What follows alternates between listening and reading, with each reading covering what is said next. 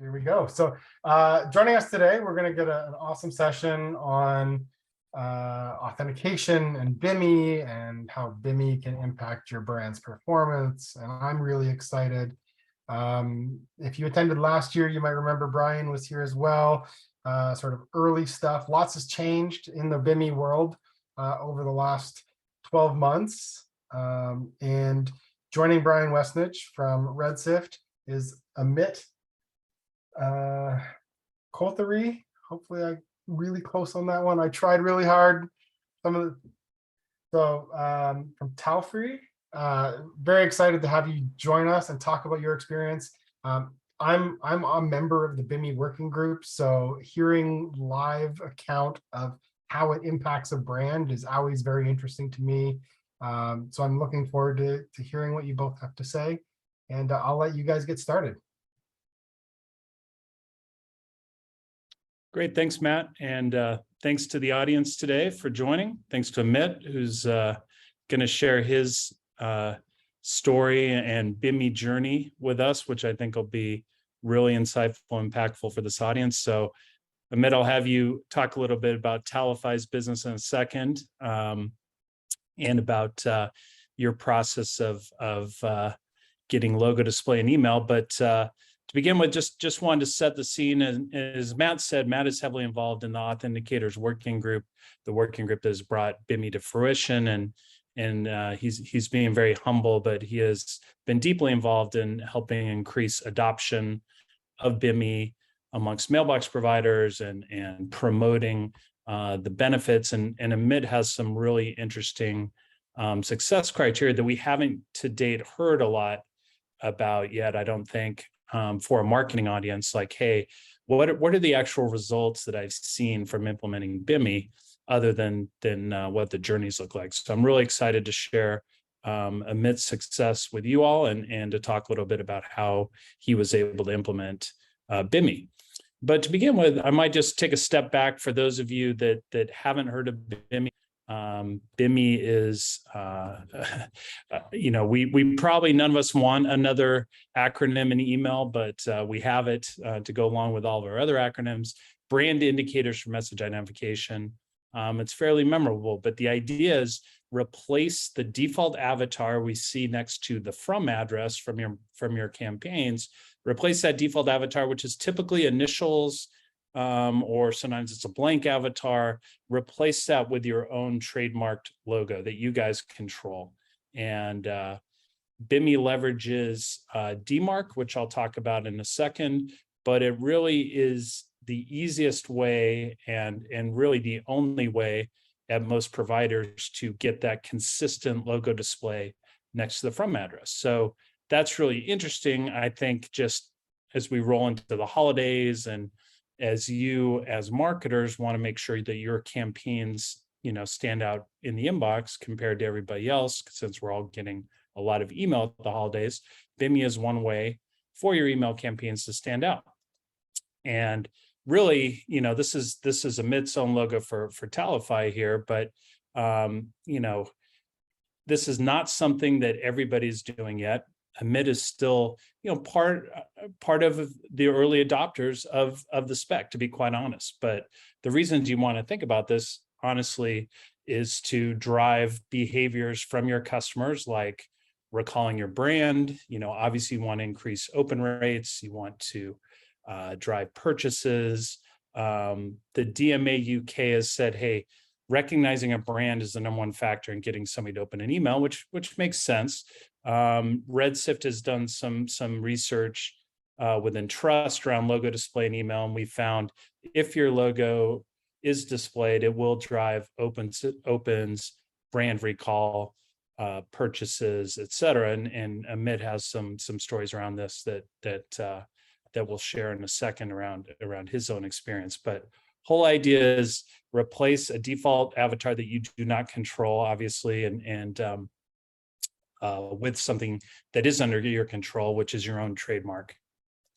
In thinking about why you might want to look at this, a few interesting developments recently in this space. So Google has been live with BIMI since last July. So July 2021, BIMI logos would start appearing in Gmail webmail, as well as the Gmail app on iOS and Android. Yahoo, same thing. You get logo display in Yahoo webmail, as well as the Yahoo app for iOS and Android. Last week, a really exciting development, Apple went live with BIMI support in iOS 16 in the default mail client on your iPhone. So if you're not using, let's say, the Google app or the Yahoo app to read your email, you're just using the native Apple mail client, you'll see BIMI logos there.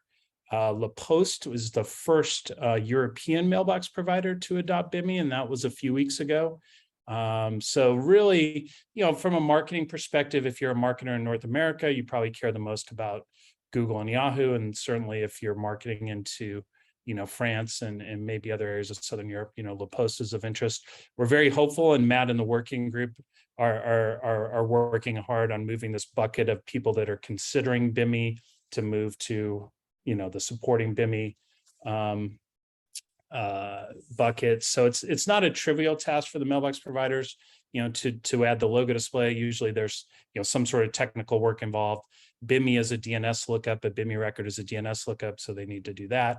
They might have to make some modifications to their user interface to support that logo display. So you see a bunch of interesting providers in the considering bucket, including AppMail, which I believe is the first web kind of hosting provider that is looking at BIMI. Certainly Microsoft, unfortunately, is the lagger in the space to date, so you do not yet get logo display with BIMI at Microsoft consumer domains or Office 365. But Google Workspace, even if you're a B2B marketer, you will see logo display both in Gmail and any domain that uses Google Workspace. So that's really nice for B2B marketers. So myself, RedSift obviously uses BIMI. And we see logo display in our own mailboxes, as well as anybody we send to using Google Workspace. So that's kind of the industry support of BIMI. And then I wanted to show you real quick what this actually looks like in practice in iOS 16. So instead of typically, if you have a contact card for somebody, or if you don't have a contact card, this would be blank, or maybe some initials. In this case, the from avatar is replaced with our trademark logo. And then there's this little message here that says the message is now digitally certified. So this is Apple just saying, hey, look, we validated that this message is coming from this particular domain, and this domain owns this logo that you're seeing. And then it talks a little bit more about BIMI. So this is a little more explicit, I would say, than the other mailbox providers of an end user explanation, if you will, to the recipient of the message, which we really like. I know Matt and the working group and other folks in this arena really hopeful that we'll see that digitally certified nomenclature get adopted by other mailbox providers. So that's kind of the iOS 16 view. And then macOS Ventura should be out sometime next month. I'm excited about macOS Ventura. So the built-in mail client on your Macs, if you're using that, you would actually see the logo display in the list view in your inbox. So you would actually see this before you open the message, which is really nice. So ideally would drive more opens from your email campaign. So you'd see it once in the list view, and then when you open the message, you would see your logo again next to the from address. So really exciting stuff. I don't think Apple has given a particular date next month, but they'll be out with macOS Ventura and iPad OS as well, and those will both have the BIMI logo support. So what do you need to get logo display in email and to leverage BIMI? Well, DMARC is something that mailbox providers like Google and Apple, they want domain owners to adopt DMARC. DMARC is a signal that the message is, legitimate, and if a message is authenticated with DMARC, it's one way that mailbox providers, can determine that a message is authentic.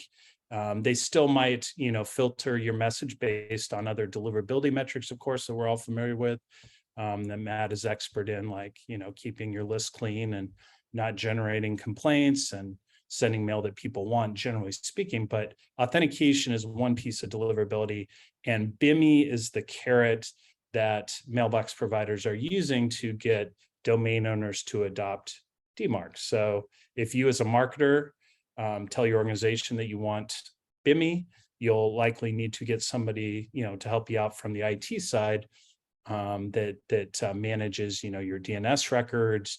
You might get other groups involved that use other cloud services besides the marketing cloud.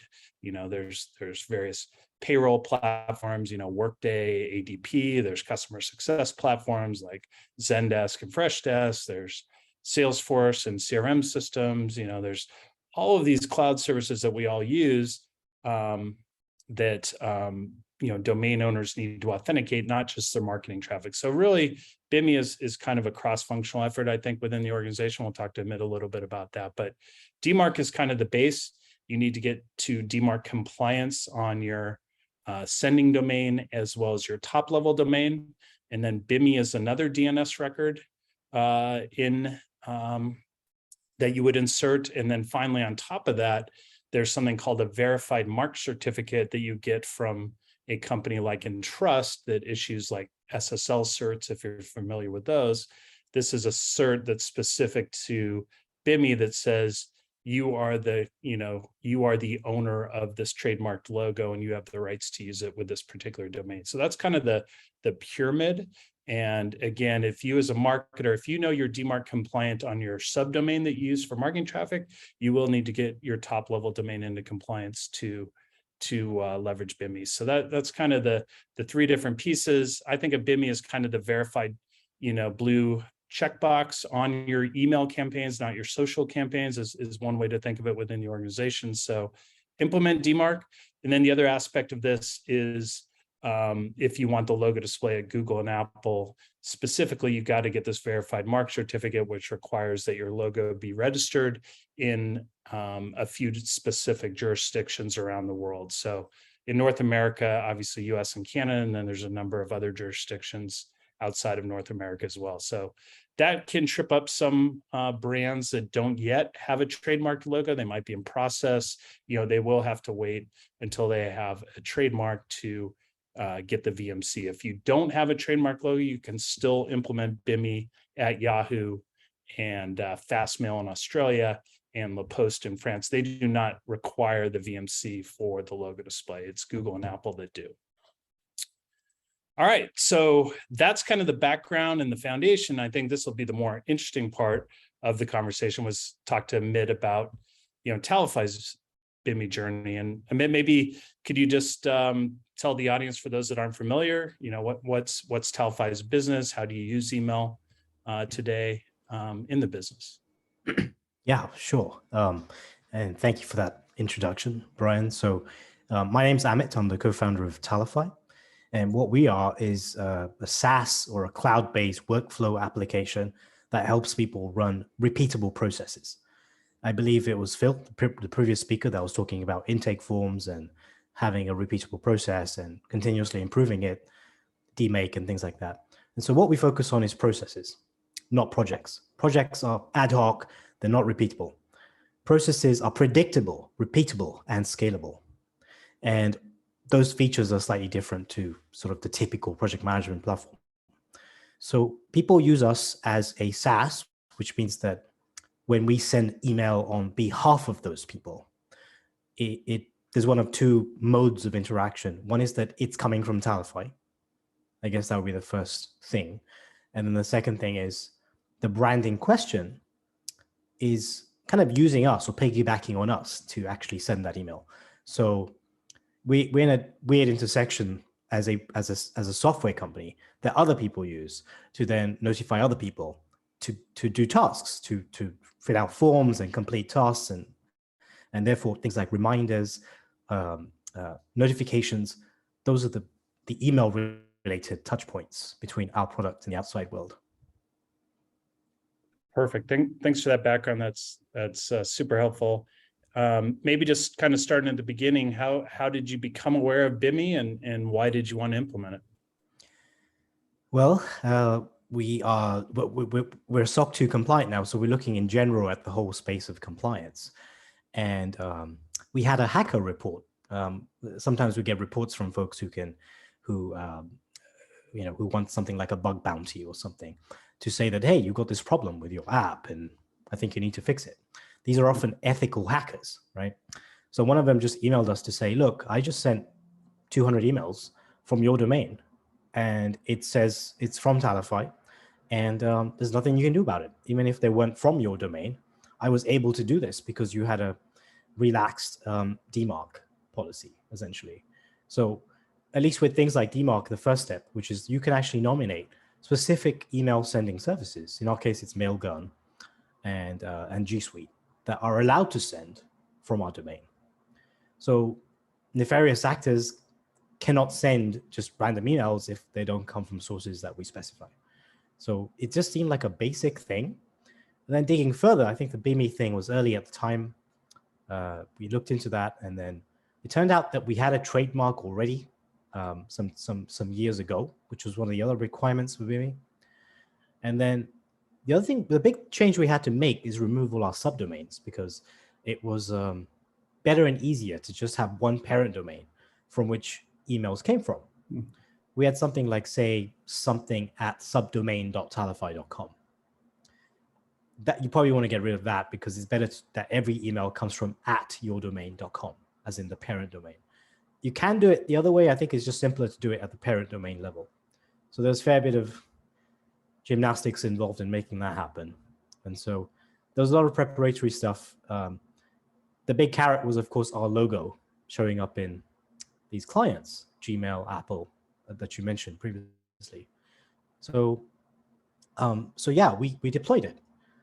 Would you like me to talk about the results? Or? Absolutely, because I think that's one thing that's a hard data around results has been lacked, but part of that was Apple Mailbox Privacy Protection was rolling out about the same time as Gmail support for BIMI was rolling out. So yeah, I think it would be very interesting to share your results. Mm-hmm. Well, let's start by segmenting out what emails we're not usually sending. We're not sending newsletters or outbound cold emails or things like that. So these are transactional emails which have a call to action. So Tallyfy might send an email to someone saying, you have a task to complete, something like that. And usually all these emails have a button, the button which is the call to action, which is view this task or do this task or whatever it is. So we had the advantage of tracking the click.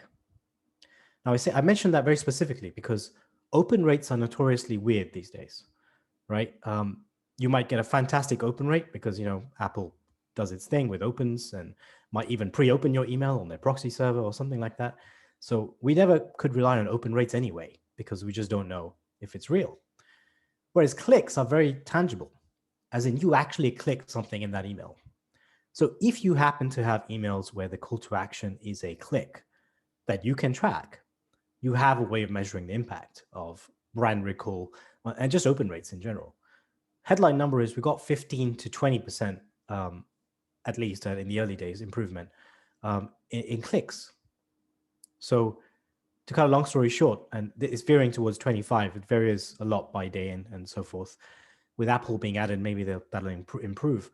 So that's the engagement increase that we got from a measurable click into our product, probably as a result of the fact that there was familiarity with the logo, with the brand, and something like that. Not to mention, it feels like people have a sense. It feels like you have a sense of authority because your brand shows up. You seem like a legit Fortune 500, which we're not, but it certainly seems like we're joining the pack of Coca-Colas and Bank of Americas out there, and I think it enhances the view of just how we look like essentially to the world out there.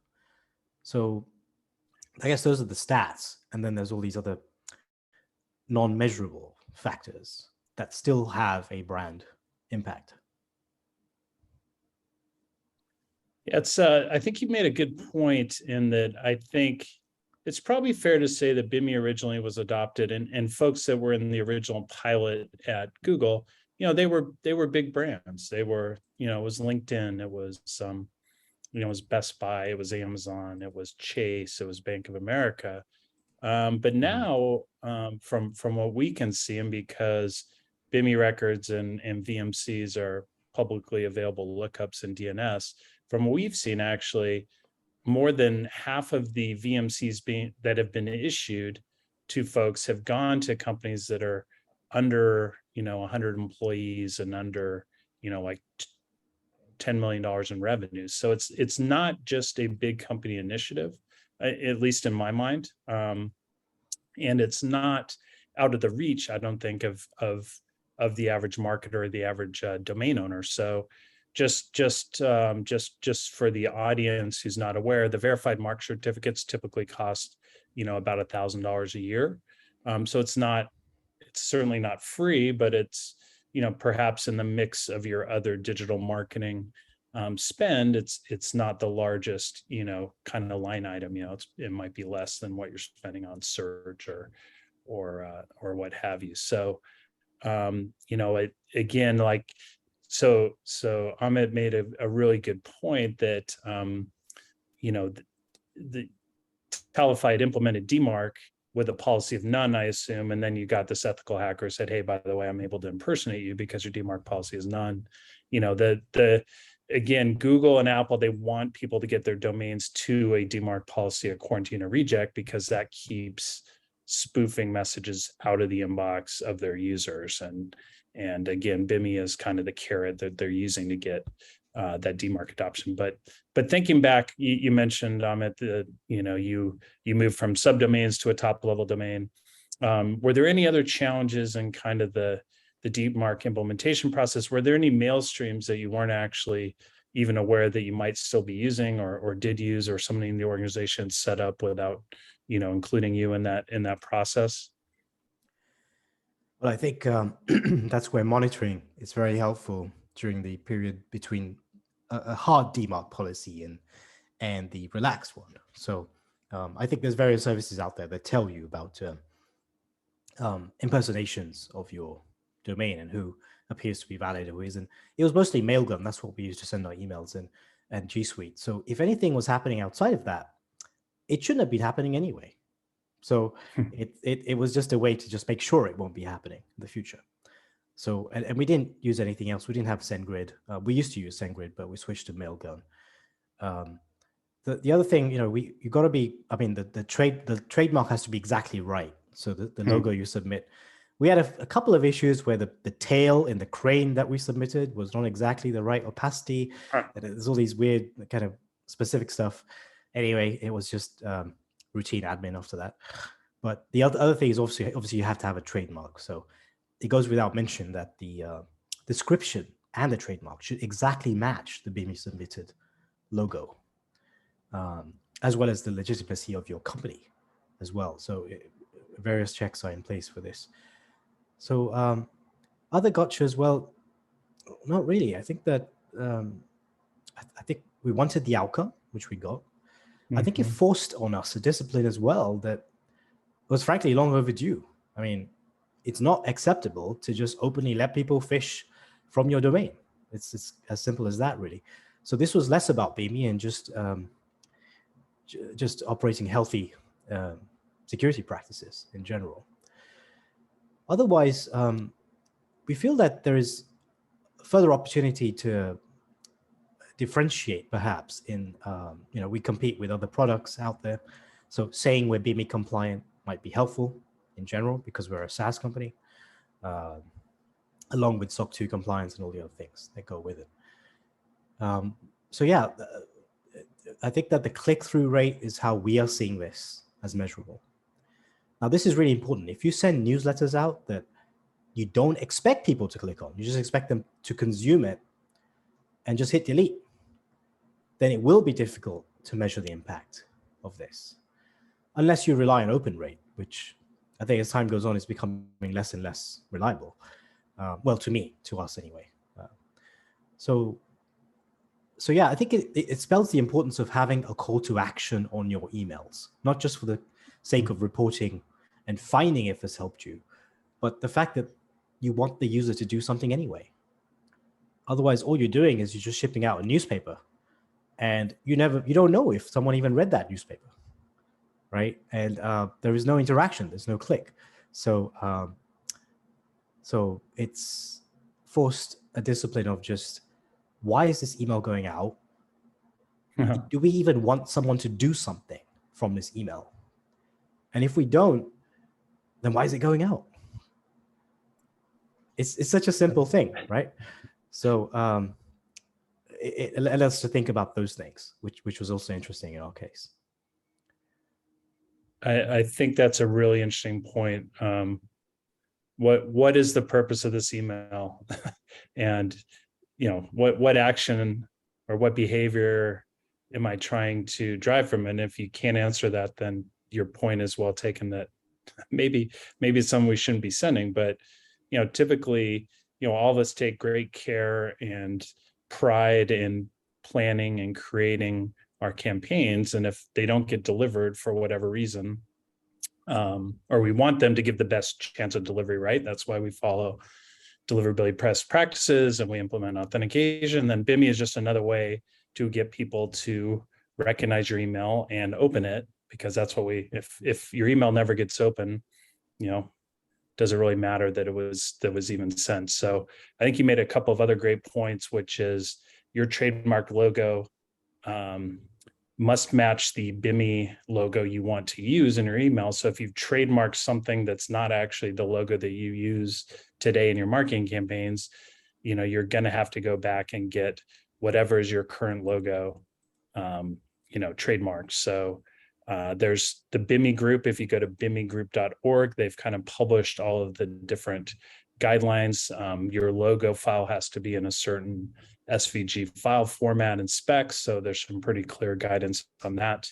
And then again, just making sure that the logo you want to use in email is actually your trademark logo, I think is really crucial. So just a couple other questions, for you.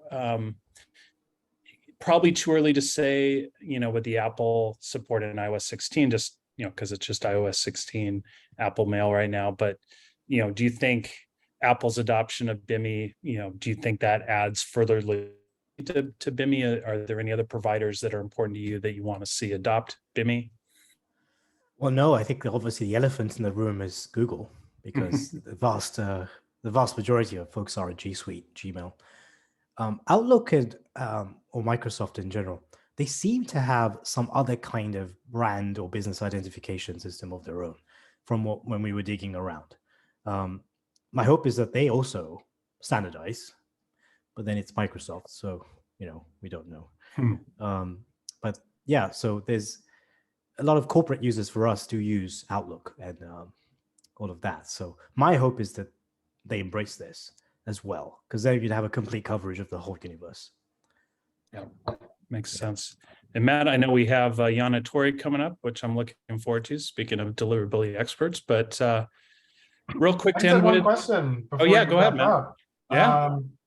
Amit, when you were going through the process of starting, DMARC from when you started your process for BIMI, how long did it take you to go from sort of that none policy through to a quarantine or a reject policy wherever you ended up, and then enable BIMI? What was the time frame approximately? I think monitoring was at least a month or two, because it just takes a while to build up all that data with I think it's with the RUA tags, or there's tags that Postmark has various things that let you see, or monitor an observation. And then we just bit the bullet and said, you know what, screw it, let's just do it. And did it over a weekend. And initially saw this massive decline in just what appeared to be sends or something. We didn't still to this day figure out why such a dip happened, but at some point you just have to hit that button, right? And there's no safe way of doing it, but you just have to do it. And so we did. And so I think it was just a month, and then we did it, and then we dealt with the fallout that came. Right.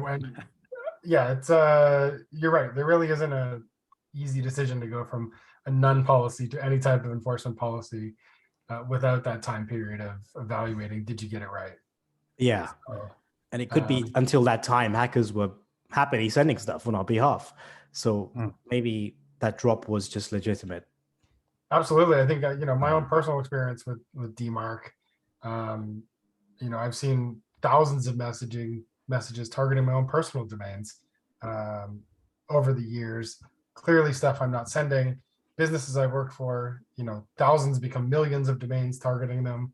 And in fact, a customer that I've worked with in the past used to have one of their competitors was spoofing them. So, clearly having DMARC at a policy where you can control who can send on your behalf is ideal for any business. I had a secret wish list that BIMI compliance would also be an authority factor in Google search results. But not that that's completely unrelated to the whole area of email, of course. But Google's into this idea of authority sites or just known authorities, not spam sites. So it could be interesting if that was even an idea, even no matter how crazy, that this was a signal on a domain that's been digitally certified, or however you want to call it. Yeah. Well, ideally, BIMI is designed to operate anywhere your domain could be shown. So in search results, it's not impossible. It's just somebody would have to do it. Yeah. So final thoughts, because we do have to move on to our next speaker, though. Yep. Don't want to take any more of Yana Toy's time, but I want to say if anybody who's on the call today, if they know that their organization has implemented DMARC, they've got to a DMARC policy of quarantine or reject on their sending domain as well as their top level domain. If you have a trademark logo, would love to start your BIMI journey for you. So feel free to reach out to me on LinkedIn or wherever, and would be happy to help cover the cost of the VMC for the first year. So let me know. Again, if you're wondering, hey, does my organization do anything with DMARC or BIMI today? Just go to redsift.com/BIMI and you can find out. And want to say a very grateful thank you to Amit, because I think your increase in clicks is just something that we haven't heard yet, and really kind of gratifying to those of us that are working to further BIMI adoption, because if it doesn't increase brand recall or opens or clicks or purchases or revenue, then why should we do it? So I really appreciate you sharing your story. Thank you for having me, and keep the flag flying for secure email and everything else. Yeah.